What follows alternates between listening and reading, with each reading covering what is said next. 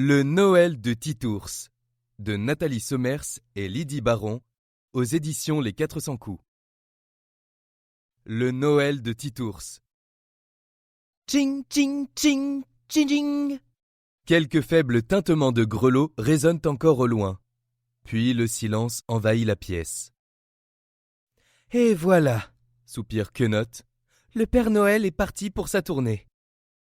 Après toute l'agitation du départ, le calme règne enfin dans la maison. Aujourd'hui, pas de dents à récupérer. Elle s'apprête à profiter de ce petit repos quand, soudain, elle entend une porte claquer. Cela vient de l'atelier du Père Noël. Pourtant, il devrait être vide. Quenotte, un peu inquiète, décide d'aller y faire un tour. Prudemment, elle s'avance et découvre un ours en peluche. « Mais que fais-tu là ?» lui demande-t-elle. « Tu as raté le départ !»« Je sais, » répond-il calmement. « Je me suis caché exprès. » Puis il ajoute : « Je m'appelle Titours et je ne veux pas être un jouet. » « Comment ça, tu ne veux pas être un jouet ?» s'étonne Quenotte. « Mais tu es un jouet !»« Non, je suis différent, » déclare Titours. « Moi, je veux ma maman. » Mais, dit Quenotte, les ours en peluche n'ont pas de maman ? Moi, je suis différent. Moi, je sais que j'ai une maman. Titours ouvre la porte de l'atelier. Au revoir, petite souris. Cette nuit, je vais chercher ma maman. Et Titours se met en route. Attends, crie Quenotte. C'est dangereux de voyager seul. Laisse-moi t'accompagner. Titours lui sourit et ils s'en vont sous les rayons de lune. Une fois dehors, Titours est un peu perdu. Quenotte lui demande : Sais-tu au moins où elle se trouve, ta maman ? Non, répond l'ours en peluche. Mais elle est là, tout près, j'en suis sûr. Mais cela ne rassure guère Quenotte. Le pôle Nord, c'est si grand. Elle propose alors : Je connais quelqu'un sur la banquise qui sait tout sur tout. Allons le voir. Un peu plus tard, les voilà arrivés à destination. Un pingouin très sérieux les y accueille. Bonsoir, dit Titours. Je cherche ma maman. Savez-vous où je peux la trouver ? Le pingouin se dandine et s'étonne. Un ours en peluche, ça n'a pas de maman. Moi, je suis différent, se rebiffe Titours. Moi, j'ai une maman. Le pingouin hausse les épaules.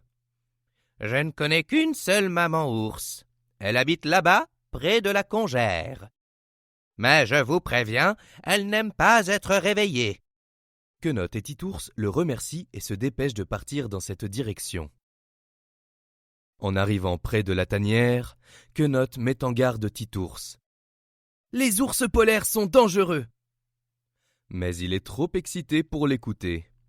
Il appelle de toutes ses forces. Maman ? Un grognement mécontent lui répond. Quelques instants plus tard, une ours énorme apparaît. « Qui ose me réveiller ?» rugit l'ours. Quenotte tremble, mais Titours n'a pas peur. Debout, devant l'animal, il déclare : « Je m'appelle Titours et je cherche ma maman.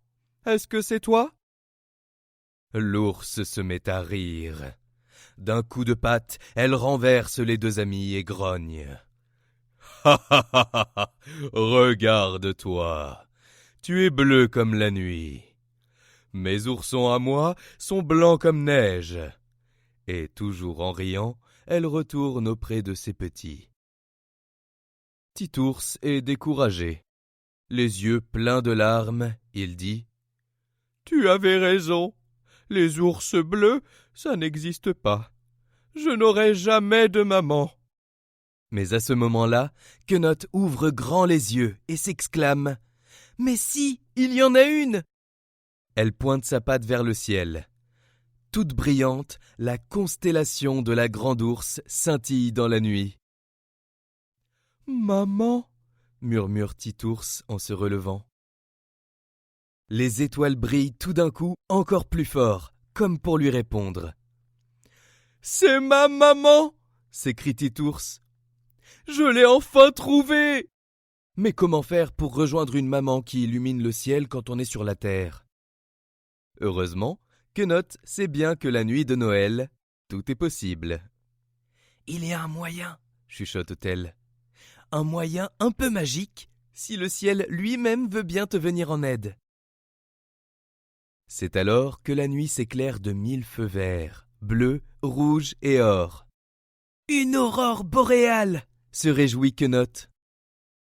Titours, lui, a déjà tout compris.